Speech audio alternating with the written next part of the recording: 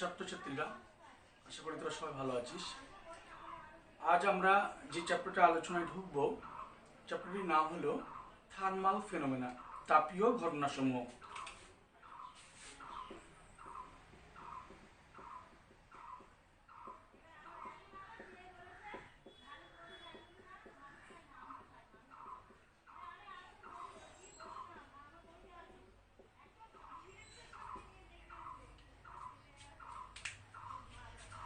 Thermal phenomena, তাপীয় ঘটনাবলী নিয়ে আমাদের আজকের আলোচনা। তার মধ্যে প্রথম যে ঘটনা নিয়ে আমরা আলোচনা করতে চলেছি সেটা হলো তাপীয় প্রসারণ। তাপীয় প্রসারণ, কঠিনের তাপ দিলে কঠিনের যেমন প্রসারণ হয়, তরলের প্রসারণ হয়, গ্যাসেরও প্রসারণ হয়। এখন তাহলে তাপ দিলে কঠিন, তরল, গ্যাস সকলেরই প্রসারণ হয়। আমরা এখন জানবো যে সেই প্রসারণগুলি সম্পর্কে, অর্থাৎ কঠিন, তরল, গ্যাস এদের যে প্রসারণ হয় সেই বিষয়ে আমরা আলোচনা এক এক করে ঢুকবো। ফার্স্ট অফ অল আমরা কঠিনের প্রসারণ নিয়ে আলোচনা করি। কঠিনের তাপীয় প্রসারণ নিয়ে আলোচনা করব। প্রসঙ্গত একটি কথা বলি, কঠিনের প্রসারণ কিন্তু দুভাবে সম্ভব। কঠিনের প্রসারণ দুভাবে সম্ভব। একটা হচ্ছে কঠিনের তাপ দিলে যেমন প্রসারণ হয়, তেমনি টানলে, বল প্রয়োগ করলেও কিন্তু কঠিনের প্রসারণ হতে পারে। বল প্রয়োগ করলেও যেমন প্রসারণ হয়, টানলে, তাপ দিলেও প্রসারণ হয়। অর্থাৎ এই দুই রকম প্রসারণের মধ্যে ওই যে টানাটানির যে কেস, টানলে প্রসারণ যেটা হয়, ওটা আমাদের এই চ্যাপ্টার আলোচনার বিষয় নয়। ওটা পদার্থবিজ্ঞানের আরেকটি যে জেনারেল প্রপার্টিজ অফ ম্যাটার, পদার্থবিজ্ঞানের যে শাখা আছে GPM, general properties of matter, সেখানে ইলাস্টিসিটি বলে একটা চ্যাপ্টার আছে, সেখানে ওই বিষয়ে আলোচনা হবে। যাই হোক, তাহলে তাপ দিলে প্রসারণ হয়, আবার টানলেও প্রসারণ হয়। ব্যাপারটা জাস্ট এরকম বলা যেতে পারে, তুই যেমন তোর বন্ধুর বাড়ি গেলি, বাড়ি গিয়ে বললি লকডাউন পরিস্থিতিতে যে চল অমুক জায়গায় যায়, বন্ধু দেখাচ্ছে রাজি নেই, তাকে দু চারটে উষ্ণ কথা বললি, ভালো কথা, চল ওখানে এই আছে, এই খেতে দেবো কোন, চল। কতগুলো উষ্ণ কথা বলে তার মনটা গলে গেল, সে হাত বাড়িয়ে দিল, তার হাত ধরে চলে গেলি। কিন্তু এমনও তো হতে পারতো যে তুই গেছিস, ওকে ওসব বোঝানো, উষ্ণ কথা বলা টলা ব্যাপার না, গেলি, তার হাতটা ধরে টেনে নিয়ে চলে গেলি, হাতটা ধরলি, ধরে টেনে নিয়ে চলে গেলি। অর্থাৎ হাত ধরে টেনে নিয়ে চলে গেলি, কোনো রকম কথাবার্তা না, উষ্ণ কথা, বোঝানো কোনো কথা নয়, গেলি আর তার হাতটা ধরে টেনে নিয়ে চলে গেলি। এই যে টেনে টেনে প্রসারণ, হাতটা জোর করে টেনে নেওয়া, এই টেনে প্রসারণ করা, হস্ত প্রসারিত করা, কিন্তু সে মানে বল প্রয়োগ করে, সেটা হচ্ছে স্থিতিস্থাপকতা চ্যাপ্টার মধ্যে। কঠিনে টান দিলে প্রসারণ হয়, সেটা স্থিতিস্থাপকতা চ্যাপ্টার আলোচ্য বিষয়, সেখানে আলোচনা হবে ওই নিয়ে। আর আরেকটা উপায় যে বললাম, উষ্ণ কথা বলার কারণে সে হাতটা বাড়িয়ে দিল, এখন আমরা আলোচনা করব তাই। কোনো পদার্থ টানাটানি ব্যাপার না, কোনো পদার্থকে গরম করলে, উষ্ণ করলে সেটি প্রসারিত হয়, সেটা নিয়ে আলোচনা ঢুকবো। প্রসঙ্গত একটা কথা বলে নিই যে আমরা কঠিন, তরল, গ্যাস সকলের প্রসারণ নিয়ে আলোচনা করব। এখন একটু জেনে নিই যে কঠিন, তরল, গ্যাস হয় কেন। কোনো পদার্থ কঠিন হবে না, তরল হবে না, গ্যাস হবে, সেটা কিসের দ্বারা নির্ধারিত হয়? একটা পদার্থ কঠিন হবে না, তরল হবে না, গ্যাস হবে, সেটা কিসের মানদণ্ডে নির্ধারিত হয়? H2O জল, না বরফ, না বাষ্প, জলীয় বাষ্প, সেটা কিসের দ্বারা নির্ধারিত হয়? দেখ, পদার্থের অণুদের মধ্যে অণু একটা আকর্ষণ বল থাকে, যাকে বলা হয় সংশক্তি বল, cohesive force, intermolecular attractive force, আন্তঃআণবিক আকর্ষণ বল। অর্থাৎ কঠিন পদার্থের অণুগুলো যখন কোনো পদার্থের অণুগুলির মধ্যে ইন্টারমলিকুলার অ্যাট্রাকটিভ ফোর্স বা আন্তঃআণবিক আকর্ষণ বলের মান অত্যন্ত বেশি, সেই পদার্থটা হয় হলো কঠিন। যদি আকর্ষণ বলের মান একটু হয়, সেটা হয় তরল। আর যদি আন্তঃআণবিক আকর্ষণ বলের মান নেই বললেই চলে, টেন্ডস টু জিরো, সেটা হচ্ছে গ্যাস। তাহলে এই যে কোনো পদার্থ কঠিন হবে না, তরল হবে না, গ্যাস হবে, সেটা নির্ধারিত হয় কার মানদণ্ডে বললাম? ইন্টারমলিকুলার অ্যাট্রাকটিভ ফোর্স, আন্তঃআণবিক আকর্ষণ বলের মানদণ্ডে। এবার এই যে ইন্টারমলিকুলার অ্যাট্রাকটিভ ফোর্স, অণু যে আকর্ষণ বল, এই আকর্ষণ বলটা যদি সেম ম্যাটারের ক্ষেত্রে হয়, সেম ম্যাটেরিয়ালের ক্ষেত্রে হয়, একই বস্তুর অণুগুলির যে পারস্পরিক আকর্ষণ বল তাকে বলা হয় সংশক্তি বল, কোহেসিভ ফোর্স। সাপোজ এই পদার্থের কোটি কোটি অণু আছে, সেই অণুগুলির প্রত্যেকের সঙ্গে প্রত্যেকের যে টান বা আকর্ষণ সেটাকে বলা হয় সংশক্তি বল বা কোহেসিভ ফোর্স। আর এটা একটা পদার্থ, এটা একটা পদার্থ, সাপোজ এটা আরেকটা পদার্থ, এই পদার্থের অণু এই পদার্থের অণু, এরা এদের এই পদার্থের অণুর সঙ্গে এই পদার্থের অণুর যে আকর্ষণ বল তাকে বলা হয় অ্যাডহেসিভ ফোর্স বা আসঞ্জন বল। কি বললাম তাহলে? একই পদার্থের অণুগুলির মধ্যে যে আকর্ষণ বল সেটা সংশক্তি বল, আর ভিন্ন পদার্থের অণুগুলির মধ্যে যে আকর্ষণ বল তাকে আসঞ্জন বল বা অ্যাডহেসিভ ফোর্স বলা হয়। এখন এই সংশক্তি বল আর আসঞ্জন বল এটাকে আমরা একটু অন্যভাবেও বলতে পারি। দেখ, একটা উদাহরণ দিয়ে বললে বুঝতে পারবি। যে মনে কর তোর বাড়িতে, তোর ফ্যামিলিতে 5-6 জন সদস্য আছে, বাবা মা ভাই বোন থেকে শুরু করে ধর 6 জন সদস্য আছে। ওই 6 জন সদস্যের প্রত্যেকের সঙ্গে প্রত্যেকের একটা টান মায়া মমতা আছে, আছে কিনা? আছে তো, সেটা হচ্ছে সংশক্তি বল। তাহলে কোন একটি ফ্যামিলির সদস্যদের মধ্যে পারস্পরিক যে আকর্ষণ বল, মায়া, টান, মায়া, মমতা, সেটা হচ্ছে সংশক্তি বল। আর যদি দুটো ভিন্ন ফ্যামিলি, তোর বাড়ির পাশের বাড়ি, কাকাতো ভাই বোন, কাকা কাকিমা, তাদের প্রতি যে আকর্ষণ বল, মায়া মমতা আছে, সেটা হচ্ছে আসঞ্জন বল। তাহলে কি বললাম? একই ফ্যামিলির সদস্যদের মধ্যে যে টান মায়া মমতা সেটা সংশক্তি বল, আর দুটি ভিন্ন ফ্যামিলি তাদের সদস্যদের মধ্যে যে টান মায়া মমতা সেটা আসঞ্জন বল। কোনটা বেশি হবে রে? সংশক্তি বল ইজ গ্রেটার দ্যান আসঞ্জন বল হবে, cohesive force is greater than adhesive force.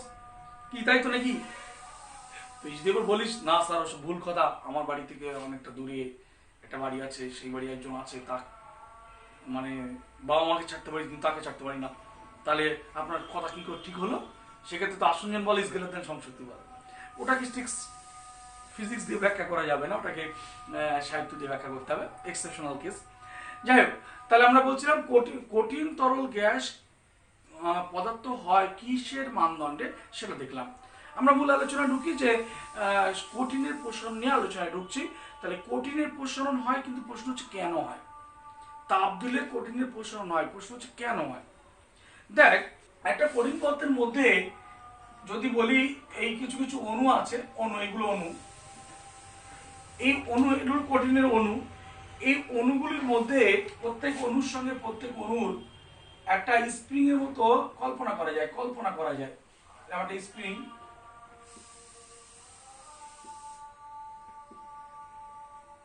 এরকম স্প্রিং এর মতো কল্পনা করা যায়। এবং গ্যাসীয় পদার্থের মতো কঠিন পদার্থের অণুগুলি কিন্তু দৌড়াদৌড়ি করতে পারে না, ছোটাছুটি এদিক ওদিক দৌড়াদৌড়ি করতে পারে না, কিন্তু কঠিনের অণুগুলি এক জায়গায় কি দাঁড়িয়ে কিন্তু ভাইব্রেট করে। যত তাপমাত্রা বাড়ানো হয় তত কিন্তু অণুগুলির ভাইব্রেশন বেড়ে যায়, ফলে তাপমাত্রা বাড়লে আরো জোরালো ভাবে কাঁপে। আমার এই স্প্রিংকে নিয়ে যদি খুব জোরে এরকম করিস, দেখবি এই স্প্রিংটা দৈর্ঘ্য সামান্য বড় হয়ে, তার মানে আলটিমেটলি কি হচ্ছে? দেখ, অণুগুলির মধ্যে যে কম্পন যখন খুব বেড়ে যায়, প্রত্যেক অণুর সঙ্গে অণুর যে ডিফারেন্স গ্যাপ, ইন্টারমলিকুলার স্পেস, আন্তরাণবিক দেশ যে স্পেসটা আছে সেটা একটু একটু সামান্য করে বেড়ে যায়। ফলে সেই সব অণুর সঙ্গে অণুর দূরত্ব যদি সামান্য বেড়ে যায়, তারই ফলশ্রুতি হচ্ছে কি? কঠিনের প্রসারণ। কঠিনের যে প্রসারণ হয় সেটা কিন্তু খালি চোখে দেখা বেশ মুশকিল, মানে কিরকম জাস্ট বলা যেতে পারে, মনে কর ঘড়ির সেকেন্ডে কাটার তো দৌড়ায় সহজেই দেখা যায়, মিনিটের কাটা খুব ভালো করে লক্ষ্য করে মিনিট একটু মুখ করছে হালকা বোঝা যায়, খালি চোখে বোঝা যায়। কিন্তু ঘন্টার কাটা আমাদের খালি চোখে মনে হয় যে ঘন্টা কাটা বুঝি স্থির আছে, কিন্তু তাই কি? ঘন্টা কাটা সেও তো ঘুরছে যে সেটা কিন্তু আমরা একটানা তাকিয়ে তাকিয়ে বুঝতে পারি না, কিন্তু কিছুক্ষণ পরে দেখলাম যে ঘড়ি কাটার আগে এখানে ছিল, এখন এখানে আছে, তার মানে নিশ্চয়ই সরছে। ঠিক তদ্রূপ কঠিনের প্রসারণটা এত কম হয় যে খালি চোখে ঠিক বোঝা যায় না, ওকে অনুভব করতে হয় কেমন ভাবে অনুভব করা। যেমন গরুর গাড়ির চাকার বের পড়ানো, কটা বাস্তব দৃষ্টান্ত বলি। গরুর গাড়ির চাকার বের পড়ানো, বেরটা চাকার গায়ে লাগছিল না, এবার তাকে গরম করা হলো, গরম করা অবস্থায় তার ব্যাসটা একটু বেড়ে গেছে, ওই গরম অবস্থায় এবার কিন্তু ওই চাকার গায়ে লেগে গেল, তার মানে নিশ্চয়ই প্রসারণ হয়েছে, ঠিক কিনা? তারপর মনে করো একটা রিং, এই রিংটার মধ্যে একটা বলটা রিং এর মধ্যে দিয়ে গোল ছিল না, এবার বলটাকে সরিয়ে রিংটাকে প্রচন্ড গরম করলে দেখা যাচ্ছে বলটার মধ্যে ঢুকে গেছে, তাই নিশ্চয়ই তাপ দিলে রিংটার প্রসারণ হয়েছে। দ্বিধাতব পাত তাপ দিলে বেঁকে যায়, এটাও একটা কঠিনের প্রসারণের দৃষ্টান্ত। দ্বিধাতব পাত ব্যাপারটা জানিস মনে হয়, সেটা হচ্ছে দ্বিধাতব পাতটা কি, দুটো পাত যদি রিভেট করে জুড়ে দেওয়া যায়, রিভেট করা বলতে দেখবি হাওড়া ব্রিজে যে নাটগুলো লাগানো থাকে ওই নাটের মাথাগুলো সব গোল গোল। রিভেট করার ব্যাপারটা কিরকম জানিস, ধর এই দুটোকে জুড়তে হবে, তা কি করবে জানিস, মনে কর এই দুটোকে জুড়তে হবে, হ্যাঁ, এবার এখান থেকে একটা ড্রিল করা হলো, ড্রিল করে এর উপর ছিদ্র করা হয়েছে, এবার এটা একটা ধাতব দণ্ড, খিল, সে ধাতব দণ্ড সেটাকে প্রচন্ড গরম করা হয়েছে, গরম করলে দৈর্ঘ্য কিছুটা বেড়ে গেছে, এবার সেটা গরম অবস্থায় ওই ছিদ্রের মধ্যে দিয়ে প্রবেশ করে দেওয়া হলো, প্রবেশ করলে এবার এ পাশে ওপাশে কিছুটা বেড়ে গেছে, এবার এটা গরম অবস্থায় পিটিয়ে মাথা পিটিয়ে গোল করে ভোতা করে দেওয়া হয়েছে। এবার এই জিনিসটা যখন ঠান্ডা হবে তখন ও আবার পূর্বের অবস্থানে ফিরতে চেষ্টা করবে, তখন প্রচন্ড জোরে চেপে ধরবে, এত টাইট কিন্তু পেজ দিয়ে করা যায় না, নাটে এত টাইট করা যায় না, প্রচন্ড জোরে চেপে ধরে, এটাকে রিভেট করা হয়। যাক, সেই দুটো পাত, সাপোজ এই দিকটা পিতল আর এই দিকটা সাপোজ ইনভার, এই পিতল আর এবং ইনভারের যে দ্বিধাতব পাত, এবার এটাকে রিভেট করে জুড়ে দিলাম, রিভেট করে জুড়ে দেওয়ার পর এবার প্রচন্ড এবার কি হচ্ছে দেখ, পিতলের প্রসারণটা বেশি হয়, তাপ দিলে পিতলের প্রসারণটা বেশি হয়, ইনভারের প্রসারণটা খুবই কম হয়। এবার একে যদি তাপ দেওয়া যায়, তাপ দিলে কি হবে দেখ, তাপ দিলে মনে করো এই দিকটা পিতল, এই দিকটা তো ইনভার, এ চাইছে প্রসারণ হতে কিন্তু এ প্রসারিত হতে চাইছে না, এর প্রসারণটা হতে চাইছে কিন্তু এ চাইছে না, তখন কি হয় জানিস, তখন এর প্রসারণটা হয়ে এর প্রসারিত হতে পারছে না, একা তো প্রসারিত হতে পারছে না, এরকম করে কেন, রিভেট করে জুড়ে দেওয়া আছে, তাই তখন কি হয়, এটাকে এরকম বাঁকিয়ে দেয়, এই পিতল বেশি প্রসারিত হয় বলে এই ইনভার দিকে এভাবে বেঁকে যায়, এই দিকটা পিতলের প্রসারণটা বেশি, ইনভার প্রসারিত হতে চাইছে না, ওকে এরকম ভাবে ঠেলে এরকম বাঁকিয়ে দেয়। তাহলে এই যে দ্বিধাতব পাতের প্রসারণ এই বেঁকে গেল তাপ দিলে, এটাও কিন্তু কঠিনের যে তাপ দিলে প্রসারণ হয় তার একটা দৃষ্টান্ত। তাহলে আমি কতগুলো উদাহরণ দিলাম, কতগুলো দৃষ্টান্ত দিলাম, যে দৃষ্টান্তগুলির মাধ্যমে বলতে চাইলাম যে কঠিনের তাপীয় প্রসারণ হয়। এবার তাপ দিলে যে কঠিনের প্রসারণ হয়, কি প্রসারণ হয়, তার দৈর্ঘ্যের প্রসারণ হয়, ক্ষেত্রফলের প্রসারণ হয়, আয়তনের প্রসারণ হয়, আমরা এক এক করে দেখে আলোচনাগুলো ঢুকি।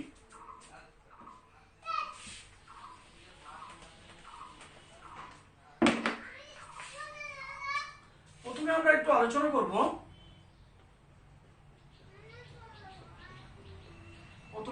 করছি কঠিনের দৈর্ঘ্য প্রসারণ নিয়ে।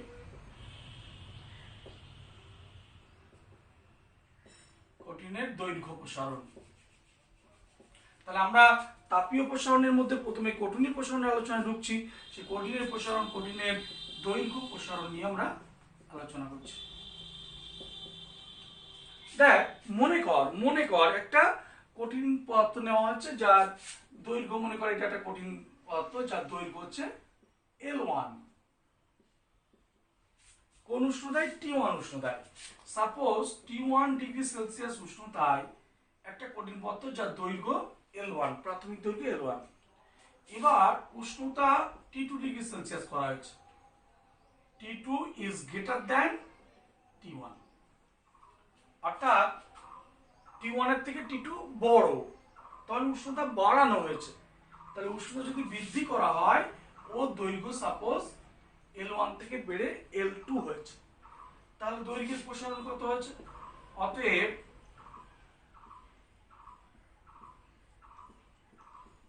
দৈর্ঘ্যের প্রসারণ কতটা হলো দেখ, তাহলে T1 ডিগ্রি সেলসিয়াস উষ্ণতায় L1, T2 ডিগ্রি সেলসিয়াস উষ্ণতায় L2, তাহলে দৈর্ঘ্য প্রসারণ কতটা হলো বলতো, L2 মাইনাস L1। এবার এই যে L2 মাইনাস L1 দৈর্ঘ্যের প্রসারণটা প্রাথমিক দৈর্ঘ্যের সমানুপাতিক। L2 minus L1 is proportional to L1 কেন? L2 minus L1টা L1 এর সমানুপাতিক কেন?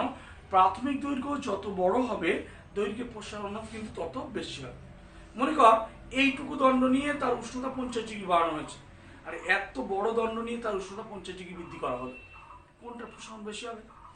দ্বিতীয় ক্ষেত্রে যেটা বড় হবে, যখন যত বড় হবে তার দুটো, এইটুকু দণ্ড আর এত বড় দণ্ড দুটোরই উষ্ণতা যদি সেম বৃদ্ধি করা যায়, প্রসারণ বেশি হবে কার? যে বড় ছিল তার প্রসারণটা বেশি। অর্থাৎ যার প্রাথমিক দৈর্ঘ্য বড়, প্রাথমিক দৈর্ঘ্য যত বেশি হবে দৈর্ঘ্যের প্রসারণ কিন্তু তত বেশি হবে।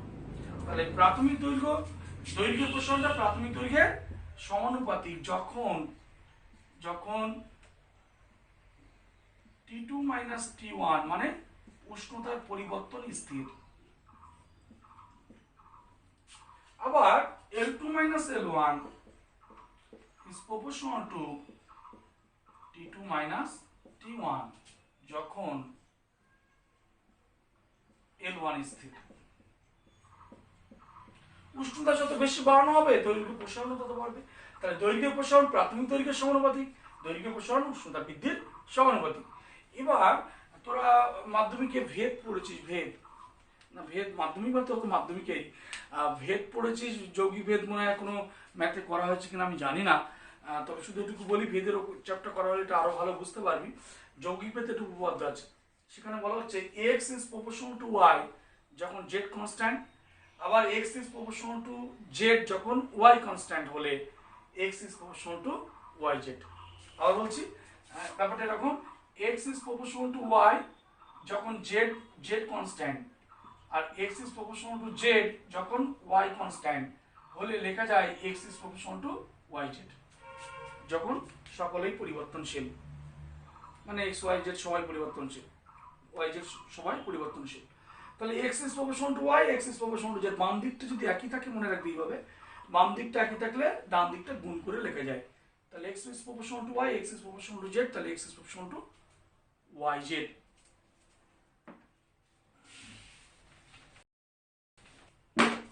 দেখ এবার তাহলে আমরা এই দুটোকে যৌগিক ভেদের উপাত্ত দিয়ে যদি এটাকে ভাবে x is proportional to y যখন z constant, x is proportional to z যখন y কনস্ট্যান্ট হলে কি লেখা যায় যৌগিক ভেদের উপাত্ত দিয়ে? L2 minus L1 অতএব L2 minus L1 is proportional to L1 T2 minus T1। এবার প্রপোর্শনাল চিহ্ন তুললে, এই সমানুপাতি চিহ্ন তুললে একটা কনস্ট্যান্ট গুণ করতে হয়। এগুলো সবই, এই কনস্ট্যান্টকে বলা হয় প্রপোর্শনালিটি কনস্ট্যান্ট বা সমানুপাতি ধ্রুবক বা শুধু ভেদ ধ্রুবক। তোরা ম্যাথে করবি ভেদ ধ্রুবক, ম্যাথে সাধারণত ভেদ ধ্রুবককে সাধারণত কে দিয়ে প্রকাশ করা হয়। আমরা এখানে বিভিন্ন পরিস্থিতিতে ফিজিক্সে বিভিন্ন ভেদ ধ্রুবক নেওয়া হয় এবং তার বিভিন্ন নামও দেওয়া হয়।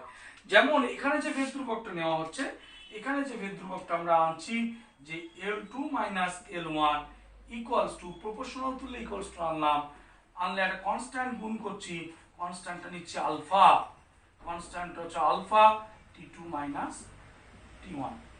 তাহলে কি পেলাম দেখ, L2 minus L1 equals to L1 alpha T2 minus T1, L2 minus L1 equals to L1 alpha T2 minus T1, অর্থাৎ দৈর্ঘ্যের প্রসারণ equals to প্রাথমিক দৈর্ঘ্য ইনটু আলফা, আলফাটা বিশেষ নাম দেবো আমরা, আলফা হলো দৈর্ঘ্য প্রসারণ গুণাঙ্ক।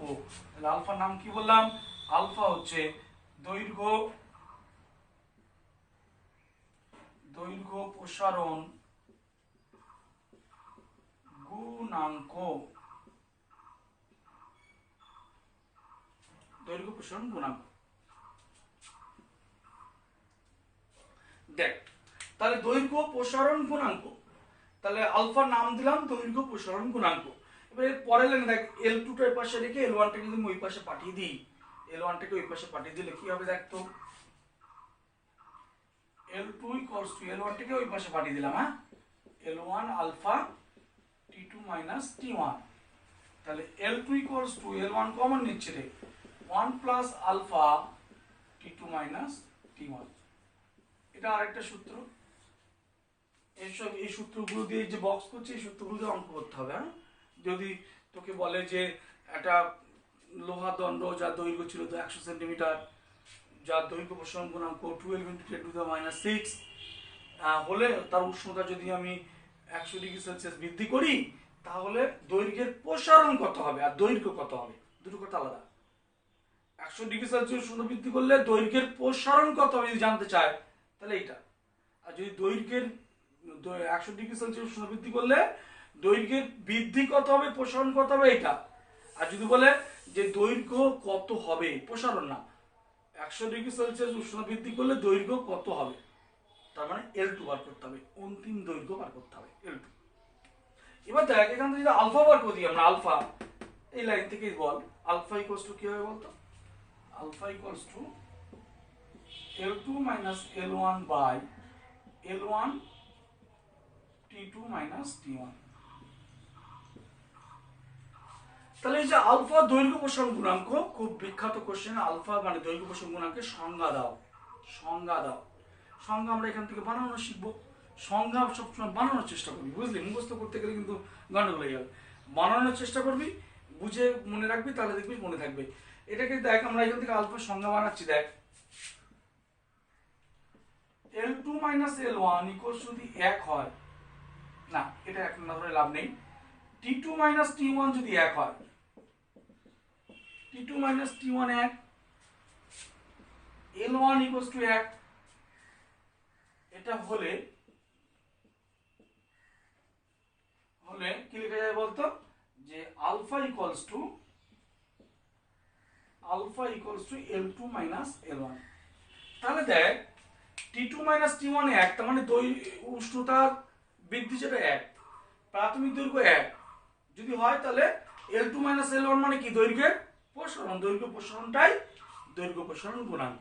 এটা একটু ঢং করে বলতে হবে, কি প্রতি একক উষ্ণতা বৃদ্ধির কারণে কোন কঠিন পদার্থের প্রতি একক দৈর্ঘ্যে যতটা দৈর্ঘ্যের প্রসারণ হয় তাকেই দৈর্ঘ্য প্রসারণ গুণাঙ্ক বলে। আবার বলছি, প্রতি একক উষ্ণতা বৃদ্ধির কারণে কোন কঠিন পদার্থের প্রতি একক দৈর্ঘ্যে যে দৈর্ঘ্য প্রসারণ হয় তাকেই দৈর্ঘ্য প্রসারণ গুণাঙ্ক বলে। আবার বলছি, প্রতি একক উষ্ণতা বৃদ্ধির কারণে কোন কঠিন পদার্থের প্রতি একক দৈর্ঘ্যে যে দৈর্ঘ্য প্রসারণ হয় তাকেই দৈর্ঘ্য প্রসারণ গুণাঙ্ক বলে।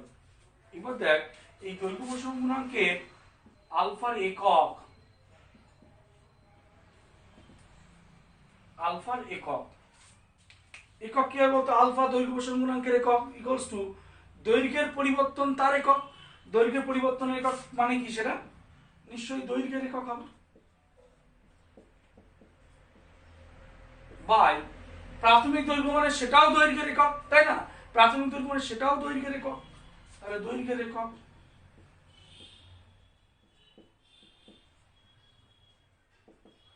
ইন্টু T2 - T1 মানে কি উষ্ণতার একক, উষ্ণতার একক।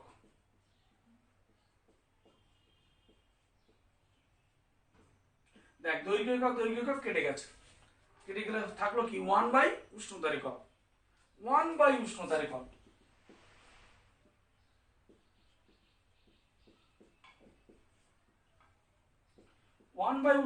তাহলে কি হবে রে, তাহলে অতএব আলফার একক কি হবে বল, অতএব আলফার একক, আলফা এর একক 1 বাই উষ্ণতার একক মানে কি degree Celsius inverse, kelvin inverse, degree Fahrenheit inverse. Degree Celsius inverse, kelvin inverse, degree Fahrenheit inverse, তোরা জানিস কেলভিনের ডিগ্রি হয় না, degree Celsius inverse, kelvin inverse, degree Fahrenheit inverse. তাহলে এখান থেকে একটা কথা, যদি মাত্রা বলি, মাত্রা আলফার মাত্রা কি হবে 1 বাই উষ্ণতার মাত্রা, এই যে ক্যাপিটাল থিটা তার ইনভার্স।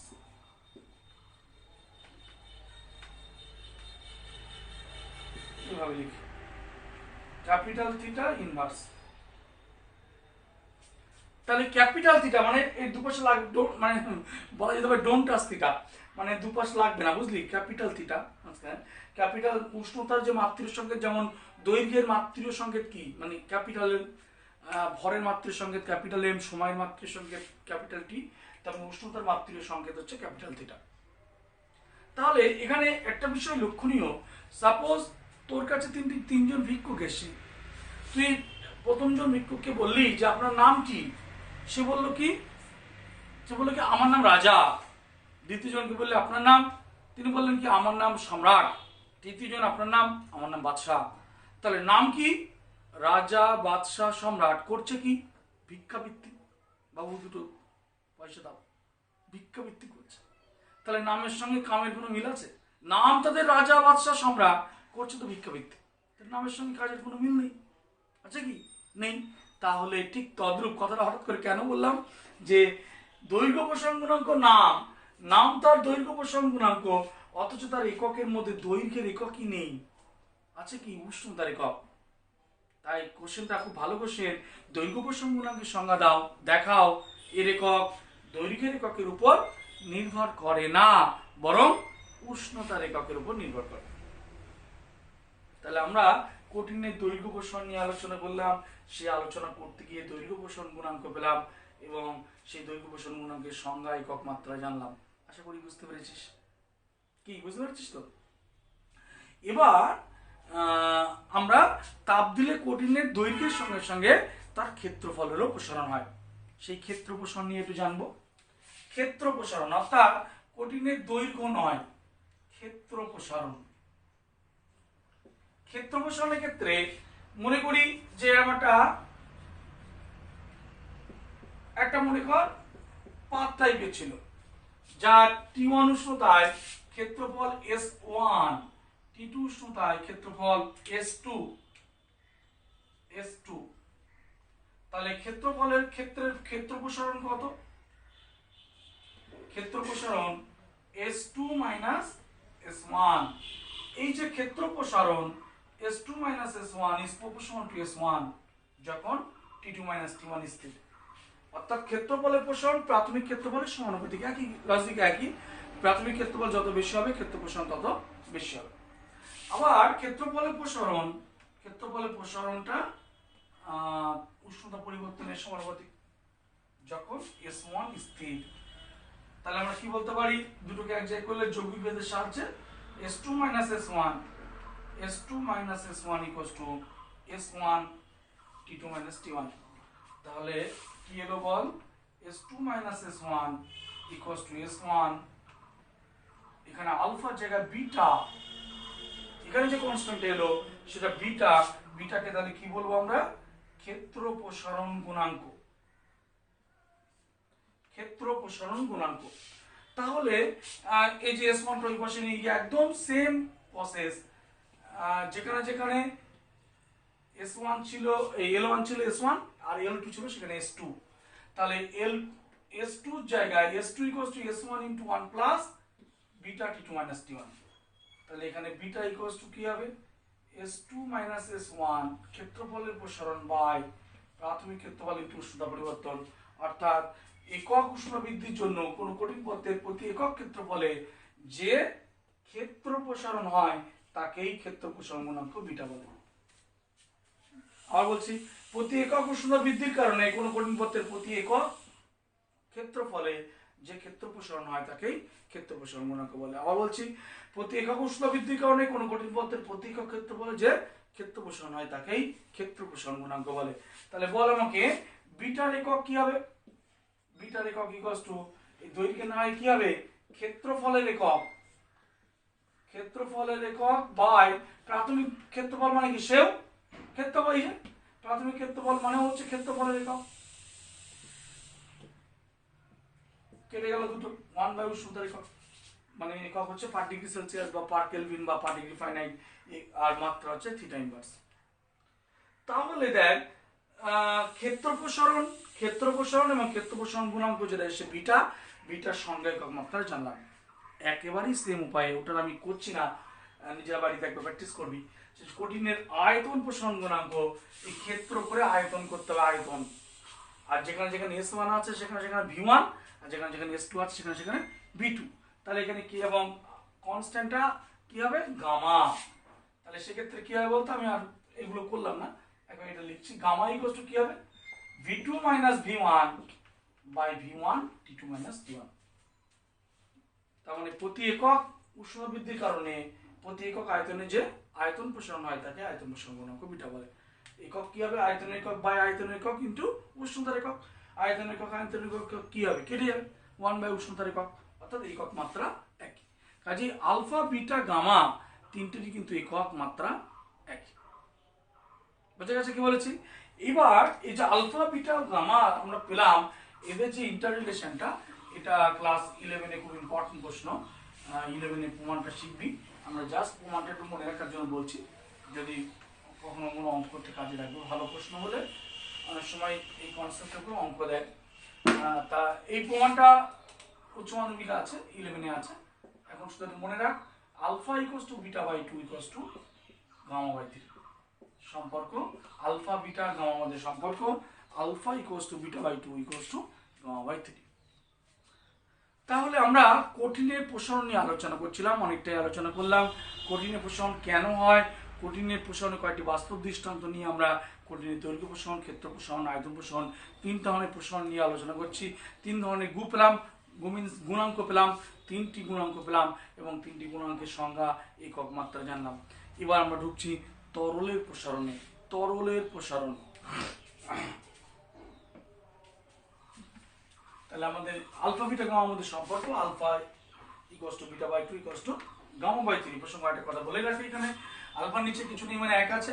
তাহলে লেখা যায় alpha is to beta is to gamma equals to 1 is to 2 is to 3। Alpha is to beta is to gamma equals to 1 is to 2 is to 3।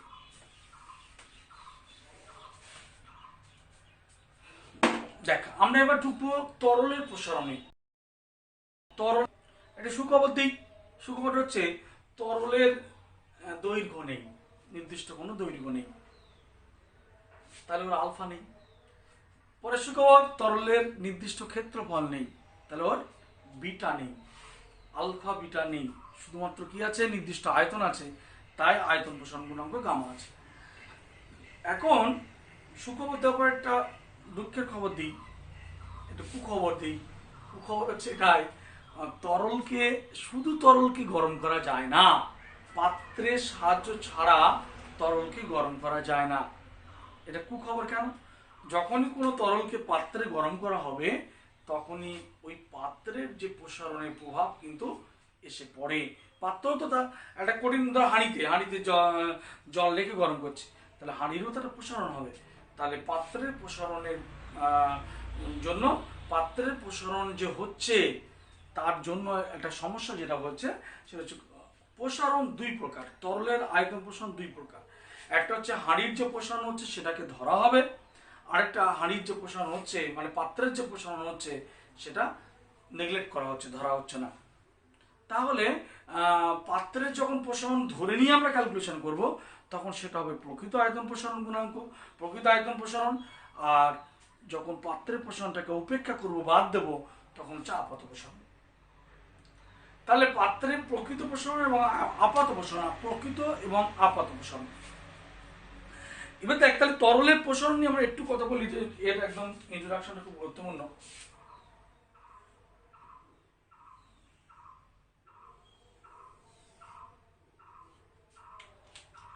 মনে কর এটা একটা কনিক্যাল ফ্লাক্স, এর মধ্যে এতটা পরিমাণ তরল আছে।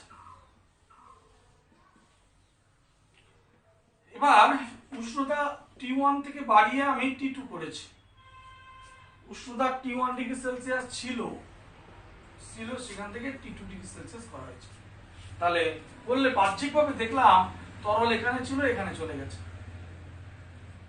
অর্থাৎ এতটা পরিমাণ বেড়েছে। এতটা তরল ছিল V1, আর এই তরলটা হচ্ছে V2 ড্যাশ। তাহলে প্রসারণ হলো কত? V2 ড্যাশ মাইনাস V1, তাহলে এত প্রসারণ হলো। এবার দেখ, মনে কর তোদের মধ্যে একজন, ধর রুদ্রনীলকে আমি বললাম, এই নে 300 টাকা, তুই মিষ্টি নিয়ে আয়। তাহলে রুদ্র গেল মিষ্টি আনতে, মিষ্টি এনে আমাকে ব্যাজে আমরা বসে আছি, ও মিষ্টি এনে দিল, 50টা মিষ্টি এনে দিল। তাহলে 300 টাকায় 50টা মিষ্টি মানে 6 টাকা পিস। এই যে 6 টাকা পিস, তা আমি বললাম মিষ্টি ছোট সাইজ কেন, 6 টাকা তা। যাই হোক, বন্ধু ছিল, আমি বাড়ি ফেরার সময় মিষ্টির দোকানে একটু ঢুকলাম, বললাম যে মিষ্টি সাইজ তো ছোট সাইজ, 6 টাকা মিষ্টি। বলছে না, আপনার ছাত্র তো 60 খানা 5 টাকা সাইজ নিয়েছে। ও ও 50টা একটা প্যাকেট করেছে, 10টা তো আলাদা প্যাকেট করতে বলেছিল। তার মানে বুঝতে পারছিস 10টা ওর উদরস্থ হয়েছে। তাহলে মিষ্টির প্রকৃত সংখ্যা কত? 60। আর আপাত সংখ্যা বাহ্যিকভাবে আমাদের মনে হচ্ছিল যে 300 টাকায় বুঝি 50টা মিষ্টি হয়, 50টা মিষ্টি এনেছে। ওটা হচ্ছে মিষ্টির আপাত সংখ্যা। আর প্রকৃত সংখ্যা পেতে গেলে কি করতে হবে? ওই আপাত সংখ্যা 50 প্লাস ওই রুদ্রের উদরস্থ মিষ্টির সংখ্যা যোগ করতে হবে। তাহলে মিষ্টির প্রকৃত আয়তন পেতে গেলে কি করতে হবে? মিষ্টির প্রকৃত আয়তন ইকুয়াল টু আপাত আয়তন, যেটা আমাদের এনে দিল, আপাত আয়তন প্লাস রুদ্রের উদর বা পেটের আয়তন, না পেটের আয়তনের বৃদ্ধি। মিষ্টি আনতে যাওয়ার সময় পেটের যে আয়তন ছিল আর ফেরার পর যে আয়তনের বৃদ্ধি ঘটলো, সেটা যদি আমরা হিসাব করতে পারি তাহলে কিন্তু প্রকৃত পাবো। তাহলে প্রকৃত আয়তন ইকুয়াল টু আপাত আয়তন প্লাস ওই রুদ্রের মিষ্টির প্রকৃত আয়তন ইকুয়াল টু আপাত আয়তন প্লাস রুদ্রের উদরের আয়তনের বৃদ্ধি। বুঝলি? তাহলে কথাটা উদাহরণটা যেমন দিলাম, যেখানে একদম সেম ব্যাপারটা, যে তাপ দিলে উষ্ণতা যখন T1 থেকে T2 ডিগ্রি সেলসিয়াস করা হলো, তখন এই পাত্রে খুব সামান্য হলেও প্রসারণ হয়।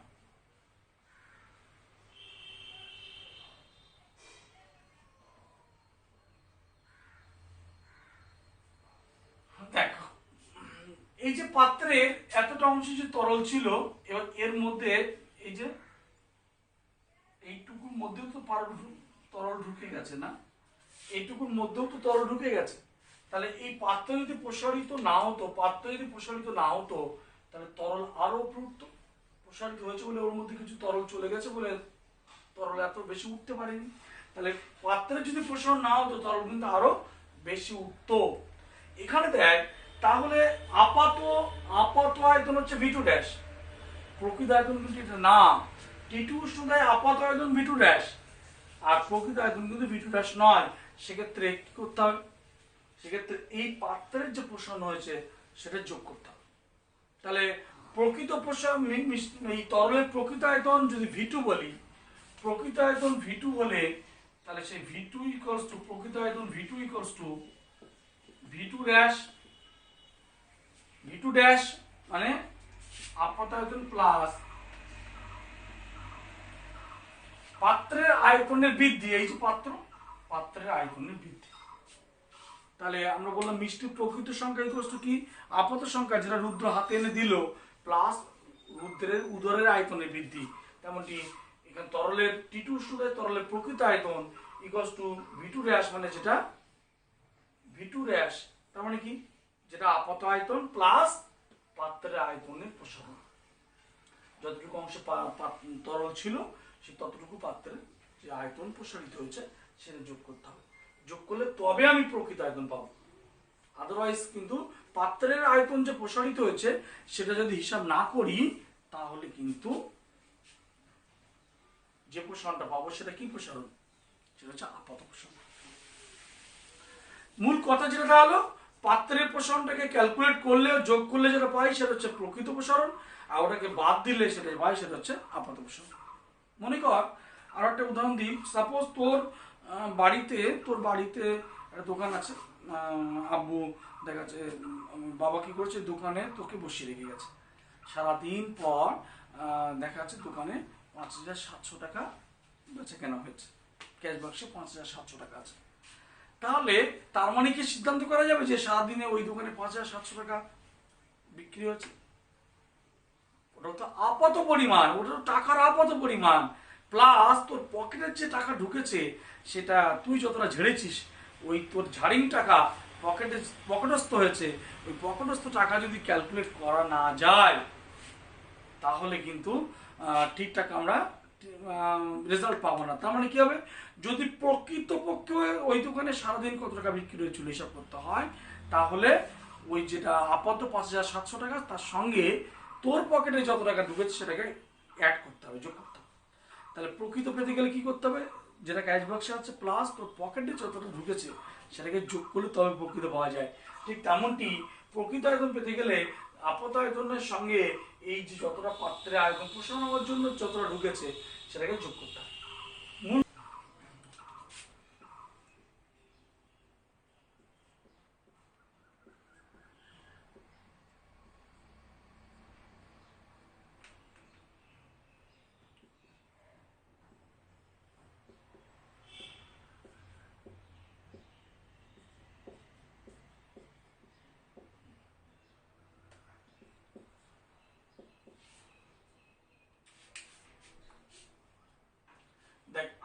আয়তন প্রসারণ গুণাঙ্ক কার?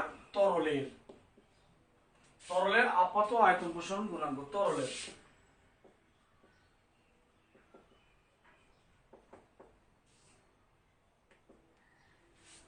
তরলের আপাত আয়তন, তরলের যেহেতু আয়তন প্রসারণ ছাড়া দৈর্ঘ্য বা ক্ষেত্রফলের প্রসারণ হয় না, তাই কেউ যদি তরলের আপাত আয়তন শব্দটা বাদ দিয়ে দেয়, আয়তনটা বাদ দিয়ে যদি শুধু বলে তরলের আপাত প্রসারণ গুণাঙ্ক, তার মানে আয়তন প্রসারণ গুণাঙ্ককেই বোঝায়। কেন বলতো? তরলে তো অন্য প্রসারণ গুণাঙ্ক হয় না, যার একটাই দাদা, সে নিশ্চয়ই বড়দা মেজদা শেষদা বলবে না বা ছোটদা বলবে না, তাকে দাদাই বলবে শুধু। তাহলে তো এই যে তরলের আয়তন দৈর্ঘ্য বা ক্ষেত্রফল প্রসারণ নেই, শুধুমাত্র আয়তন প্রসারণই আছে। মনে কর T1 ডিগ্রি সেলসিয়াস উষ্ণতায় কোন তরলের, নির্দিষ্ট ভরের তরলের আয়তন হচ্ছে V1। T2 ডিগ্রি সেলসিয়াস উষ্ণতায় আয়তন, আপাত আয়তন V2 ড্যাশ। আপাত গুলোর সাধারণত আমরা ড্যাশ দিয়ে প্রকাশ করি।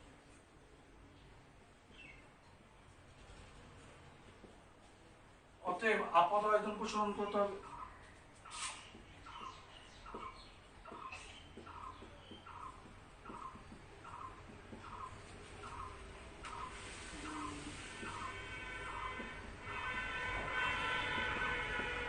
V2 dash minus.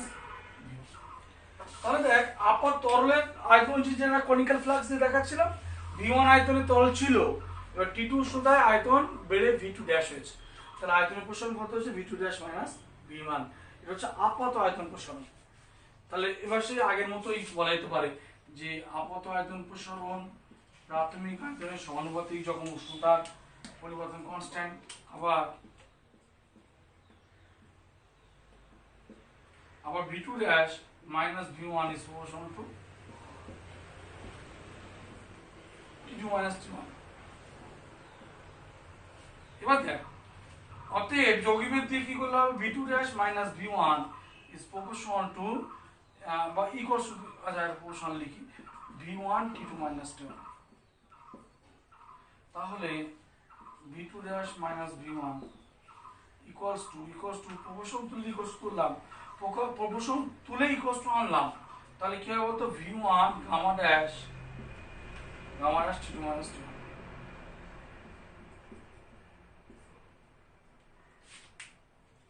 দেখে একই রকম সম্পর্ক হলো V2 dash minus V1 by V1 T2 gamma T2, V1 gamma dash T2 minus T1।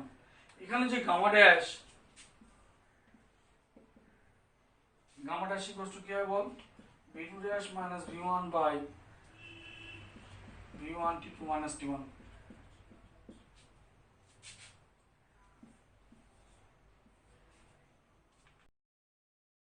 তাহলে দেখ আমরা কি পেলাম? Gamma dash equals to V2 dash minus V1 মানে কি? আপাত প্রসারণ। এই গামা ড্যাশের নামটা আমরা কি দেবো বলতো? গামা ড্যাশটা এটাকে বলা যায় তরলের আপাত প্রসারণ গুণাঙ্ক। আপাত প্রসারণ গুণাঙ্ক। আপাত আয়তন প্রসারণ গুণাঙ্ক, আয়তন শব্দটা তরলের ক্ষেত্রে না লিখলেও হয়। কেন বলেছি? তরলের দৈর্ঘ্য বা ক্ষেত্রফল প্রসারণ তো হয় না, শুধু আয়তন প্রসারণ হয়। তাই তরলের ক্ষেত্রে আপাত আয়তন প্রসারণ গুণাঙ্ক, আয়তন কথাটা বললেও হয়, না বললেও হয়। তাহলে একটা বিষয় দেখ, তাহলে আমরা T1 উষ্ণতা নির্দিষ্ট বলে তরল নিয়েছিলাম যার আয়তন ছিল V1। T2 ডিগ্রি সেলসিয়াস উষ্ণতা ওই তরলের আপাত আয়তন হলো কত? V2 dash. আপাত মানে পাত্রের প্রসারণ আমি ধরছি না, পাত্রের প্রসারণটাকে উপেক্ষা করছি, পাত্রের প্রসারণটা ক্যালকুলেশন না করছি না। পাত্রের প্রসারণটা যদি ধরে নেওয়া যায় পাত্রের প্রসারণ হচ্ছে না, তাহলে পাত্রের প্রসারণ বাদ দিয়ে যে তরলের যে প্রসারণ হলো সেটা হচ্ছে আপাত। পাত্র বা প্রসারণটাকে বাদ দিলে তাহলে আমরা আপাতটা পেলাম। তাহলে T1 উষ্ণতায় আয়তন ছিল V1, T2 ডিগ্রি সেলসিয়াস উষ্ণতায় আয়তন, আপাত আয়তন হলো V2 ড্যাশ। আপাতগুলো সাধারণত ড্যাশ দিয়ে প্রকাশ করা হয়। তাহলে আপাত আয়তন প্রসারণ কত? V2 dash minus V1। এই আপাত প্রসারণটা প্রাথমিক আয়তনের সমানুপাতিক, আপাত প্রসারণটা উষ্ণতা পরিবর্তনের সমানুপাতিক। এবার তাহলে যৌগিক ভেদ দিয়ে কি করা যায়? সে একই, একদম একই। এখান থেকে আমরা এখানে এলাম কনস্ট্যান্ট যেটা এলো প্রপোর্শনাল টু ইকুয়ালস টু এর কনস্ট্যান্ট আসে, কনস্ট্যান্ট এলো কি গামা ড্যাশ, সেই গামা ড্যাশের নাম কি আপাত আয়তন প্রসারণ গুণাঙ্ক বা শুধু আপাত প্রসারণ গুণাঙ্ক। তাহলে এর সংজ্ঞা কি হবে? প্রতি একক উষ্ণতা বৃদ্ধির কারণে কোন তরলের প্রতি একক আয়তনে যে আপাত আয়তন প্রসারণ হয়, প্রতি একক উষ্ণতা বৃদ্ধির কারণে কোন তরলের প্রতি একক আয়তনে যে আপাত আয়তন প্রসারণ হয় তাকেই আপাত প্রসারণ গুণাঙ্ক বলে। বুঝা গেছে? তাহলে এর একক কি হবে? আয়তনের একক বাই আয়তনের একক, আয়তনের একক বাই আয়তনের একক কেটে যাবে, 1 বাই উষ্ণতার একক, মানে সেই একই আলফা বিটা গামা যে একক পেয়েছিলাম কঠিনের, এখানেও একক একই, অর্থাৎ 1 বাই উষ্ণতার একক মানে degree Celsius inverse, kelvin inverse বা ডিগ্রি ফারেনহাইট ইনভার্স। বুঝা গেছে? তাহলে আলফা বিটা গামার যে একক পেয়েছিলাম কঠিনের আলফা বিটা গামা তার একক যা, এরও একক একই, মাত্রা একই। এবার এই কঠিনের আপাত জায়গায় যদি প্রকৃত নিই, প্রকৃত তরলের প্রকৃত আয়তন প্রসারণ গুণাঙ্ক, সেটাকে গামা দিয়ে প্রকাশ করা হয়, গামা ড্যাশ না, গামা দিয়ে প্রকাশ করা হয়। সেক্ষেত্রে কি হবে? মনে করি T1 ডিগ্রি সেলসিয়াস উষ্ণতায় নির্দিষ্ট ভরের তরলের আয়তন ছিল V1, T2 ডিগ্রি সেলসিয়াস উষ্ণতায় আয়তন হলো V2, প্রকৃত আয়তন হলো V2, প্রকৃত আয়তন হলো V2। তাহলে আপাত আয়তন প্রসারণ গুণাঙ্ক হবে না, এখানে কি হবে? প্রকৃত আয়তন প্রসারণ গুণাঙ্ক কি হবে? এই প্রকৃত আয়তন প্রসারণ, ভুল বললাম, প্রকৃত আয়তন প্রসারণ কি হবে? V2 minus V1। এই প্রকৃত প্রসারণটা প্রাথমিক আয়তনের সমানুপাতিক, প্রকৃত প্রসারণটা উষ্ণতা পরিবর্তনের সমানুপাতিক, প্রকৃত প্রসারণ is proportional two V1 T2 minus T1, প্রকৃত প্রসারণ ইকুয়ালস টু কি হবে? এখানে গামা কনস্ট্যান্ট আসবে, গামা ড্যাশ না, গামা। তাহলে গামা ইকুয়ালস টু কি আসবে? V2 minus V1 by V1 T2 minus T1। এটাকে বলা হবে প্রকৃত আয়তন প্রসারণ গুণাঙ্ক। তাহলে নাম দিলাম প্রকৃত আয়তন প্রসারণ গুণাঙ্ক। সংজ্ঞা কি হবে? প্রতি একক উষ্ণতা বৃদ্ধির কারণে কোন তরলের প্রতি একক আয়তনে যে প্রকৃত প্রসারণ হয়, আপাত না, প্রকৃত প্রসারণ হয়, প্রতি একক উষ্ণতা বৃদ্ধির কারণে কোন তরলের প্রতি একক উষ্ণতা বৃদ্ধির কারণে কোন তরলের প্রতি একক আয়তনে যে আয়তন প্রসারণ হয় তাকেই প্রকৃত আয়তন প্রসারণ গুণাঙ্ক বলে। বোঝা গেছে কি বলেছি? তাহলে আমরা তরলের দুটো গুণাঙ্ক পেলাম, প্রকৃত এবং আপাত। প্রকৃত এবং আপাত উভয়ের ক্ষেত্রেই আবার বলছি একক কিন্তু সব একই, দেখ আয়তন একক কেটে গেল। তাহলে কঠিনের গু পেলাম কটা? 3টে। গু মিন্স গুণাঙ্ক, দৈর্ঘ্য প্রসারণ গুণাঙ্ক, ক্ষেত্র প্রসারণ গুণাঙ্ক, আয়তন প্রসারণ গুণাঙ্ক। আর তরলের গুণাঙ্ক পেলাম কটা? দুটো, একটা হচ্ছে প্রকৃত আয়তন প্রসারণ গুণাঙ্ক আর আপাত আয়তন প্রসারণ গুণাঙ্ক। এবার হচ্ছে গ্যাসের গু কটা? কঠিনের 3টে গু, তরলের 2টো গু, গ্যাসেরও 2টো গু, দুটো গুণাঙ্ক, একটা হচ্ছে আয়তন গুণাঙ্ক, একটা চাপ গুণাঙ্ক। একটা কথা বলি, কঠিনের নির্দিষ্ট দৈর্ঘ্য, ক্ষেত্রফল, আয়তন আছে, তাই ওর আলফা বিটা গামা আছে। তরলের নির্দিষ্ট দৈর্ঘ্য ক্ষেত্রফল নেই, তাই আলফা বিটা নেই, শুধু গামা আছে। গামা আবার দুটো আছে কেন বললাম? কারণ শুধু তরলকে গরম করা যায় না একটা পাত্রের সাহায্য ছাড়া, তাই পাত্রের প্রসারণটা হিসাব করলে একরকম হবে প্রকৃত, আর হিসাব না করলে আপাত। গ্যাসের দুরকম প্রসারণ কেন? গ্যাসের প্রসারণ দুরকম এই জন্য, যেটা কঠিন বা তরলের ক্ষেত্রে গ্যাসেরও কিন্তু দৈর্ঘ্য নেই, নির্দিষ্ট ক্ষেত্রফল নেই, তাই আলফা নেই, বিটা নেই। কিন্তু গ্যাসের ক্ষেত্রে সমস্যা যেটা আছে, গ্যাসের দুটো প্রসারণ গুণাঙ্ক হওয়ার কারণ হচ্ছে এটাই, গ্যাসের উষ্ণতা বৃদ্ধি করলে তার আয়তন বৃদ্ধির সঙ্গে সঙ্গে চাপেরও পরিবর্তন হয়। আবার বলছি, যেটা কঠিন বা তরলের ক্ষেত্রে ছিল না, কঠিন বা তরলের ক্ষেত্রে কিন্তু উষ্ণতা বৃদ্ধি করলে আয়তনের বৃদ্ধি হচ্ছে, কিন্তু গ্যাসের ক্ষেত্রে উষ্ণতা পরিবর্তনের সঙ্গে সঙ্গে তার আয়তন এবং চাপ উভয়েরই পরিবর্তন হয়। ফলে দুটোই যদি পরিবর্তন হয় তাহলে ক্যালকুলেশন করার বেশ ঝামেলা হয়ে যায়। ধর আমি এই জিনিসটা দৈর্ঘ্য মাপতে বললাম, তাহলে মাপতে তুই স্কেল দিয়ে হয় এদিক দিয়ে মেপে এদিক মাপছিস বা এখান থেকে শুরু করে এদিক মাপছিস, কিন্তু তুই যদি দেখা যাচ্ছে আমি যদি এরকম ব্যাপারটা এরকম করি, আমি তোকে মাপতে বললাম, মাপতে বলে এরকম করছি, তুই মাপতে পারবি? হয় ওপরটা ফিক্সড করে দিতে হবে, হয় ওপরটাকে ফিক্সড করে দিতে হবে, দিয়ে ওপর থেকে নিচে মাপতে হবে, বা নিচটা ফিক্সড করে দিয়ে নিচ থেকে ওপরটা মাপতে হবে। আমার দৈর্ঘ্য হাইট মাপতে বললাম, তো মাপতে বলে আমি লাফাচ্ছি, মাপতে পারবি? হয় মাথাটাকে ফিক্স করে দিতে হবে, উপর থেকে নিচে মারতে হবে, বা পাটাকে ফিক্স করে নিচ থেকে উপর মারতে হবে। তার মানে কি, হয় আমরা গ্যাসের আয়তনটাকে স্থির রেখে উষ্ণতা পরিবর্তনের সঙ্গে সঙ্গে চাপের পরিবর্তন কি হয় লক্ষ্য করব, আদারওয়াইজ গ্যাসের চাপকে স্থির রেখে উষ্ণতা পরিবর্তনের সঙ্গে সঙ্গে আয়তনের কি পরিবর্তন হয় সেটা লক্ষ্য করব। কেমন? তাহলে গ্যাসের গুণাঙ্ক কটা বললাম? দুটো।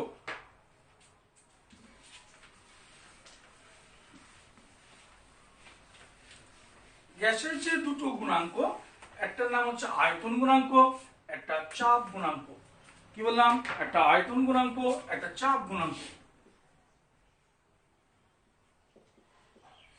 আয়তন গুণাঙ্ক কার? এটাকে গামা পি দিয়ে প্রকাশ করা হয়। এটা গ্যাসের, আমরা এই মুহূর্তে কঠিন তরলের পর গ্যাস নিয়ে আলোচনা করছি। তাহলে আয়তন গুণাঙ্ক সেটা গামা পি দিয়ে প্রকাশ করা হয়। গামা পি কেন? এই গামা পি মনে রাখবি কনস্ট্যান্ট প্রেসার, তাই যখন আমরা আয়তনের পরিবর্তন লক্ষ্য করব, আয়তন গুণাঙ্ক মানে উষ্ণতা পরিবর্তনের সঙ্গে সঙ্গে আমরা আয়তনের পরিবর্তন লক্ষ্য করব যখন কিনা চাপ স্থির। বুঝা গেছে? তাহলে ধরে নিলাম স্থির চাপে নির্দিষ্ট ভরের কোনো গ্যাসের মনে কর 0 ডিগ্রি সেলসিয়াস উষ্ণতায়, স্থির চাপে নির্দিষ্ট ভরের কোনো গ্যাসের 0 ডিগ্রি সেলসিয়াস উষ্ণতায় আয়তন V0 সাপোজ, আর T ডিগ্রি সেলসিয়াস উষ্ণতায় আয়তন VT। তাহলে আয়তন প্রসারণ কত হলো? আবার বলছি এখানে কিন্তু চাপ স্থির, বুঝলি? স্থির চাপ,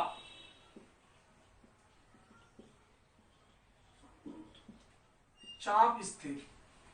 তাহলে আয়তন প্রসারণ কত হলো? VT minus V0। তাহলে VT minus V0 is proportional two V0, ঠিক কিনা? VT minus V0 is proportional two V0। আবার এই বলা যায় VT minus V0 is proportional two T minus 0। উষ্ণতার পরিবর্তন ছিল 0, হয়েছে T, তাহলে উষ্ণতার পরিবর্তন কত? T minus 0। সে একদম একই গল্প, একই ভাবে প্রমাণ। তাহলে আয়তনের পরিবর্তন প্রাথমিক আয়তনের সমানুপাতিক, আয়তনের পরিবর্তন উষ্ণতা পরিবর্তনের সমানুপাতিক। তাহলে অতএব VT minus V0 equals two V0 T। এখানে একটা প্রপোর্শনাল তুলে কনস্ট্যান্ট এনেছি, একটা কনস্ট্যান্ট প্রপোর্শনাল তুলে ইকুয়ালস টু আনলে একটা কনস্ট্যান্ট গুণ করতে হবে। এখানে যে কনস্ট্যান্ট, সেই কনস্ট্যান্টটাই হচ্ছে গামা পি। তাহলে VT minus V0 equals to gamma P V0 T। এখান থেকে বলা যায় gamma P equals to VT minus V0 by V0 T। সংজ্ঞা দেবো কেমন করে? দেখ সংজ্ঞা বানাচ্ছি কি করে, সংজ্ঞা বানাবো কি করে। যদি এই টি মান যদি 1 হয়, টিটা কি উষ্ণতার পরিবর্তন, এই যে T মাইনাস 0 ছিল, T মাইনাস 0 মাইনাস 0 তো লিখিনি, হ্যাঁ? তাহলে একদম আগের মতোই সংজ্ঞা, প্রতি একক উষ্ণতা বৃদ্ধির কারণে। এবার আমরা বলতে পারি স্থির চাপ, এখানে কিন্তু যেটা কঠিন বা তরলের ক্ষেত্রে বলা লাগতো না, এখানে কিন্তু বলতেই হবে। আয়তন গুণাঙ্কের সংজ্ঞা যদি স্থির চাপে কতটা না লিখিস তাহলে নাম্বার পাবি, তবে 0। তাহলে কি বলতে হবে? স্থির চাপে নির্দিষ্ট ভরের কোনো গ্যাসের উষ্ণতা 0 ডিগ্রি সেলসিয়াস থেকে 1 ডিগ্রি সেলসিয়াস বৃদ্ধি করলে, টির মান 1, 0 থেকে 1 করেছি, 0 থেকে 1 করছে। তাহলে স্থির চাপে নির্দিষ্ট ভরের কোনো গ্যাসের উষ্ণতা 0 ডিগ্রি সেলসিয়াস থেকে 1 ডিগ্রি সেলসিয়াস করলে তার প্রতি একক আয়তনে, V0 প্রাথমিক আয়তন, তাহলে প্রতি একক আয়তনে যতটা আয়তন প্রসারণ হয় তাকেই ওই গ্যাসের আয়তন গুণাঙ্ক বলে। আবার বলছি, স্থির চাপে নির্দিষ্ট ভরের কোনো গ্যাসের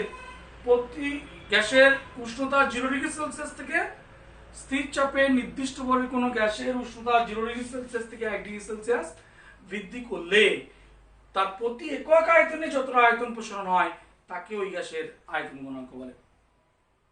বুঝলি? একক কি হবে? আয়তনের একক বাই আয়তনের একক কেটে যাবে, কেটে গিয়ে 1 বাই উষ্ণতার একক, একই একক, degree Celsius inverse, kelvin inverse, degree Fahrenheit inverse. বুঝলি? এবার দেখ এখানে একটা কথা বলি, স্থির চাপে চার্লসের সূত্র প্রযোজ্য, স্থির চাপে চার্লসের সূত্র প্রযোজ্য। তাহলে আমরা এখানে বলতে পারি যে চার্লসের সূত্র অনুযায়ী চার্লসের সূত্রের যে সাধারণ রূপ ছিল আমরা আলোচনা করেছি ওই চ্যাপ্টার পড়ানোর সময়। চার্লসের সূত্রের যে সাধারণ রূপ মনে আছে রে, সাধারণ গাণিতিক রূপ, সেটা ছিল, মনে করে দেখ, VT equals to V zero into one plus T by 273। মনে পড়ে? VT equals to V zero into one plus plus, উষ্ণতা বৃদ্ধি করলে প্লাস আর হ্রাস করলে মাইনাস। তাহলে VT equals to V zero into one plus T by 273। আর আমরা এইটার থেকে দেখ, এই যে এখান থেকে কি লেখা যায়, ভিটিটা এর পাশে রাখলাম, ভি জিরোটা ওর পাশে পাঠিয়েছি। তাহলে ভিটি ইকুয়ালস টু এই ভি জিরোটা ওর পাশে গেলে কি হবে বল, V zero plus gamma P V zero T. তার মানে কি পাবি বল, VT equals to V zero into one plus gamma P T. তাহলে দেখ, এই যে জিনিসটা পেলাম আর এই জিনিসটা, এটা পেয়েছি চার্লসের সূত্র থেকে, আর এটা তো এখন আমরা আয়তন গুণাঙ্কের আলোচনা করে পেলাম। একটু কম্পেয়ার কর, ভিটি ভিটি দুটোই চার্লসের সূত্রে স্থির চাপ, আয়তন গুণাঙ্কের ক্ষেত্রেও স্থির চাপ। তাহলে ভিটি ভিটি ভি জিরো ওয়ান ওয়ান, তাহলে টি এখানে টি, আর গামা পির জায়গায় তাহলে কি আছে, 1/273। গামা পির জায়গায় কি 1/273। তাহলে দুটো তুলনা করে আমরা কি লিখতে পারি, তুলনা করে লিখতে পারি gamma P equals to 1/273 degree Celsius inverse.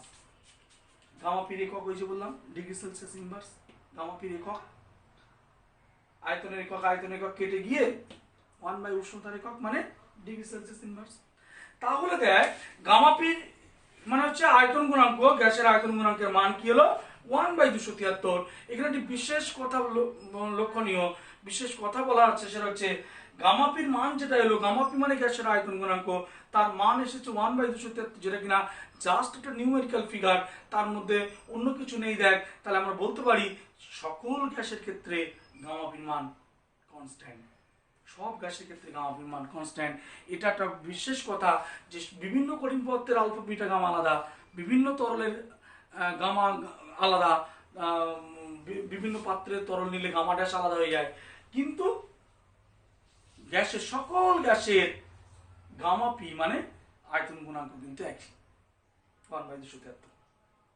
আর চাপ গুণাঙ্ক কি হবে, সেম আলোচনা, চাপ গুণাঙ্ক, শুধুমাত্র চাপ গুণাঙ্ক আয়তন কেটে আমি চাপ করব, এবং চাপ গুণাঙ্ক মানে আয়তন কেটে আমি চাপ করলাম এবং চাপের পরিবর্তন লক্ষ্য করব যখন কিনা গ্যাসের আয়তন কনস্ট্যান্ট। তাহলে যেখানে যেখানে আয়তন সেখানে সেখানে চাপ হবে। এই যে পি জিরো পিটি, তাহলে 0 ডিগ্রি সেলসিয়াস সুদায় কোন নির্দিষ্ট করে গ্যাসের স্থির আয়তনে চাপ ছিল P zero, T degree Celsius PT হলো, তাহলে চাপের প্রসারণ কত হলো, পিটি মাইনাস পি জিরো। এই PT minus P zero is proportional to P zero, PT minus P zero proportional to এটা PT minus P zero, gamma P না এসে গামা ভি আসবে, বুঝলি? তাহলে সব ভি থেকে পি লিখলে এখানে কি হবে বল, গামা ভি মানে চাপ গুণাঙ্ক, গামা ভি মানে যে এক কনস্ট্যান্ট ভলিউম, ঠিক আছে? আমরা চাপের পরিবর্তন লক্ষ্য করব যখন গ্যাসের আয়তন কনস্ট্যান্ট। তাহলে গামা ভি ইকুয়ালস টু কি, এটা কি হবে বল, PT minus P zero by P zero T. সংজ্ঞা দেবো কি করে, একই গল্প, স্থির আয়তনে নির্দিষ্ট ভরের কোনো গ্যাসের উষ্ণতা 0 ডিগ্রি সেলসিয়াস থেকে 1 ডিগ্রি সেলসিয়াস করলে তার প্রতি একক চাপে যে চাপের পরিবর্তন হয় তাকেই চাপ গুণাঙ্ক বলে। এবার স্থির আয়তনে কি হয়, চাপ গুণাঙ্ক যখন, তখন আয়তন স্থির, স্থির আয়তনে কার সূত্র প্রযোজ্য, রেনো বা চাপের সূত্র। তাহলে চাপের সূত্র অনুযায়ী বা রেনোর সূত্র অনুযায়ী কি বলা যায় সেখানে, মনে আছে? রেনোর সূত্রের সাধারণ রূপ, চাপের সূত্রের সাধারণ রূপ মনে আছে, P T equals to P zero into one plus T by 273। এবার দুটো, এটা হচ্ছে চাপের সূত্র বা রেনোর সূত্র, আর এখান থেকে যেটা পাবো সেটা হচ্ছে কি পাবো, P T equals to P zero into one plus gamma V T. তাহলে এটা পেলাম চাপ গুণাঙ্কের আলোচনা থেকে, এটা পেলাম চাপের সূত্র বা রেনোর সূত্র থেকে। দুটো কম্পেয়ার করলে কি পাবি, গামা ভির জায়গায় 1/273। দেখ সব একই, গামা ভি থেকে 1/273, তাহলে গামা ভির মান 1/273 ডিগ্রি সেলসিয়াস ইনভার্স। তাহলে গামা পি এবং গামা ভি দুটোরই মান সেম এবং সেটা জাস্ট একটা নিউমেরিক্যাল ফিগার, কাজেই সকল গ্যাসের ক্ষেত্রে গামা পি এবং গামা ভির মান সেম। তাহলে আমরা যেটা আলোচনা করলাম যে চ্যাপ্টার নাম ছিল থার্মাল ফিনোমেনা। সেই থার্মাল ফিনোমেনার একটি ফিনোমেনা, অর্থাৎ একটি থার্মাল ফিনোমেনা মানে তাপীয় ঘটনাবলীর একটি ঘটনা তাপীয় প্রসারণ নিয়ে আলোচনা করছিলাম। সেই তাপীয় প্রসারণে কঠিনের প্রসারণ হয়, তরলের তাপীয় প্রসারণ হয়, গ্যাসের তাপীয় প্রসারণ হয়। আমরা এক এক করে আলোচনা ঢুকলাম। প্রথমে কঠিনের তাপীয় প্রসারণ নিয়ে আলোচনা করলাম। সেখানে বললাম তাপ দিলে কঠিনের দৈর্ঘ্য, ক্ষেত্রফল, আয়তন তিনটিরই প্রসারণ হয় এবং সেই প্রসঙ্গে পেলাম যথাক্রমে আলফা, বিটা এবং গামা, দৈর্ঘ্য প্রসারণ গুণাঙ্ক, ক্ষেত্র প্রসারণ গুণাঙ্ক এবং আয়তন প্রসারণ গুণাঙ্ক। সেই কঠিনের ক্ষেত্রে বলা যেতে পারে আমরা যেটা আলফা, বিটা, গামা পেলাম এবং তাদের মধ্যে interrelation alpha equals to beta by 2 equals to gamma by 3। তরলের ক্ষেত্রে পেলাম কি, তরলের আলফা বিটা নেই। তরলের ক্ষেত্রে আপতন প্রকৃত প্রসারণ গুণাঙ্ক আছে এবং সেই আপতন প্রকৃত প্রসারণ গুণাঙ্কের মধ্যে যে সম্পর্ক সেটাও তোরা 11-এ করবি, খুব ইম্পর্টেন্ট প্রশ্ন। প্রমাণ মানে সম্পর্কটা জেনে রাখ, gamma equals to gamma dash plus gamma G. এই প্রমাণটাও উচ্চ মাধ্যমিকে করবি, এই প্রমাণটাও উচ্চ মাধ্যমিকে করবি। Gamma equals to gamma dash plus gamma G. তাহলে গামা ড্যাশ হচ্ছে, গামাটা কি প্রকৃত আয়তন প্রসারণ গুণাঙ্ক, গামা ড্যাশ হচ্ছে কি আপাত আয়তন প্রসারণ গুণাঙ্ক, আর গামা জিটা কি বলতো, যে পাত্রে তরলকে নেওয়া হয়েছে সেই পাত্রের আয়তন প্রসারণ গুণাঙ্ক। তাহলে গামা তরলের প্রকৃত প্রসারণ গুণাঙ্ক, গামা ড্যাশ তরলের আপাত প্রসারণ গুণাঙ্ক, আর গামা জিটা কি বললাম, তরলকে যে পাত্রে নেওয়া হয়েছে সেই পাত্রের আয়তন প্রসারণ গুণাঙ্ক। এবং 3 নম্বর যেটা গ্যাসের নিয়ে আলোচনা করেছি আমরা, গ্যাসের ক্ষেত্রে যেটা পেলাম দুটো গুণাঙ্ক, কি কি পেলাম রে, একটা হচ্ছে গামা পি আর একটা হচ্ছে গামা ভি ইকুয়ালস, দুটোরই মান সেম 1/273 ডিগ্রি সেলসিয়াস ইনভার্স। তাহলে আমরা কঠিনের আলফা বিটা গামা পেয়েছি, তরলের গামা গামা ড্যাশ পেয়েছি এবং গ্যাসের ক্ষেত্রে গামা পি গামা ভি। তরলের দুরকম প্রসারণ গুণাঙ্ক হওয়ার কারণ হচ্ছে, দুরকম প্রসারণ গুণাঙ্ক হওয়ার কারণ কি তরলের, সেক্ষেত্রে তরলের দুরকম প্রসারণ গুণাঙ্ক এই জন্য হচ্ছে যেহেতু তরলকে গরম করা যায় না, পাত্রের সাহায্য নিতে হয়। আর গ্যাসের দুটো প্রসারণ গুণাঙ্ক হয়েছে যেহেতু গ্যাসের উষ্ণতা বৃদ্ধির সঙ্গে সঙ্গে তার আয়তন আর চাপ উভয়ই পরিবর্তন হয়, তাই আমরা একবার আয়তন স্থিতিকে চাপের পরিবর্তন লক্ষ্য করি, একবার চাপ স্থিতিকে আয়তনের পরিবর্তন লক্ষ্য করি। তুই একটা প্রশ্ন আমাকে করতে পারিস, স্যার গ্যাসকেও তো পাত্রের সাহায্য ছাড়া গরম করা যায় না, তাহলে কেন এখানে আপাত প্রকৃত হয়নি? কারণ হচ্ছে এটাই, এটা ঠিক কথা যে গ্যাসকেও পাত্র ছাড়া গরম করা যায় না, কিন্তু এখানে আপাত প্রকৃত কথাটা আসলো না। তরলে যেমন এসেছিল গ্যাসের ক্ষেত্রে আসেনি। কেন আসেনি? কারণ হচ্ছে এক্ষেত্রে গ্যাসের প্রসারণটা অনেক বেশি, ফলে কঠিনের প্রসারণের থেকে গ্যাসের প্রসারণ অনেক বেশি, তাই গ্যাসের প্রসারণের সাপেক্ষে আমরা কঠিন মানে পাত্রের প্রসারণটাকে উপেক্ষা করলাম। জাস্ট একটা উদাহরণ দিলে মনে বুঝতে পারবি, তরলকেও পাত্র ছাড়া গরম করা যায় না, গ্যাসকেও পাত্র ছাড়া গরম করা যায় না, কিন্তু তরলের প্রসারণের ক্ষেত্রে আমরা প্রকৃত আপাতে করলাম মানে পাত্রের প্রসারণটাকে ধরলাম, কিন্তু গ্যাসের প্রসারণের ক্ষেত্রে কিন্তু পাত্রের প্রসঙ্গই আনলাম না। কারণ জাস্ট একটা উদাহরণ দিলে বুঝতে পারবি, সাপোজ তুই দোকানে গিয়ে 10,000 টাকা কেনাকাটা করেছিস, 10,000 টাকা কেনাকাটা করেছিস, দোকানদার তোকে একটা বেশ ভালো ব্যাগ দিল, বড় সড়ো একটা ব্যাগ, তার দাম বাজার মূল্য 50 থেকে 60 টাকা দাম আছে, এবং দোকানদার লিস্ট করে দিল, পুরো লিস্ট করে হিসাব করার সময় ব্যাগের দাম ধরেনি, ব্যাগের যে 50-60 টাকা দাম সেটা দোকানদার ধরলো না, হিসাব করলো না। এবার পাশে ধরো তুই দেখলি যে ওই লোকটা 10,000 টাকা কেনাকাটি করেছে, লোকটার ব্যাগ ফ্রি দিয়েছে দোকানদার, 50-60 টাকা ফাইন ব্যাগ। তোর এবার লোভ লেগেছে, ব্যাগটা খুব সুন্দর ব্যাগ তো, বেশ ভালো লেগেছে, মানে তাহলে দোকানে কিছু কিনতে হবে। তুই দোকানে গিয়ে একটা 100 টাকার জিনিস কিনেছিস, 100 টাকার একটা জিনিস কিনেছিস, 100 টাকার একটা যে কোনো একটা জিনিস কেনার পর দোকানদারকে বললি ওই ফ্রিজ দিয়েছে ওই লোকটাকে, ওই ব্যাগটা আমাকেও একটা ফ্রি দাও, আমি তো তোমার দোকান থেকে মাল কিনেছি। দোকানদার দেবে? একটা থাপ্পড় বসিয়ে দেবে। 100 টাকার জিনিস কিনে 60 টাকার ব্যাগ ফ্রি নেবে? তাহলে ব্যাপারটা দেখ, 10,000 টাকা যখন কেনাকাটা করেছে সেই দোকানদার 10,000 টাকার সাপেক্ষে 10,000 টাকায় দোকানদারের যে লাভ হয়েছে সেই সাপেক্ষে 50 টাকাটাকে মনে করেছে যে ওটা দেওয়া যায় নগণ্য। ও 10,000 টাকা কেনাকাটা করেছে, 50 টাকা ব্যাগ দেওয়াই যায়। কিন্তু 10,000 টাকা কেনাকাটার সঙ্গে 50 টাকা ব্যাগ ফ্রি দিতে পারলো, কিন্তু তোর 100 টাকার কেনাকাটার সঙ্গে 50 টাকা ব্যাগ কিন্তু ফ্রি দিতে পারলো না। সেক্ষেত্রে ব্যাগের দাম ধরতে হচ্ছে। ঠিক তেমনটি তরলের প্রসারণ কম, কঠিনের প্রসারণ তো আরো কম। তা তরলের প্রসারণের সাপেক্ষে কঠিনের প্রসারণ তাকে উপেক্ষা করা যায় না, কিন্তু গ্যাসের প্রসারণের সাপেক্ষে কঠিনের প্রসারণটাকে উপেক্ষা করা যায়। অর্থাৎ তরলকে পাত্রে নিয়ে গরম করলে পাত্রের যে প্রসারণ হচ্ছে সেটাকে উপেক্ষা করা যায় না, কিন্তু গ্যাসকে পাত্রে নিয়ে যখন আমরা গ্যাসের প্রসারণ ঘটাই সেক্ষেত্রে যে পাত্রের প্রসারণ হচ্ছে সেটাকে উপেক্ষা করতে পারছি। কেন?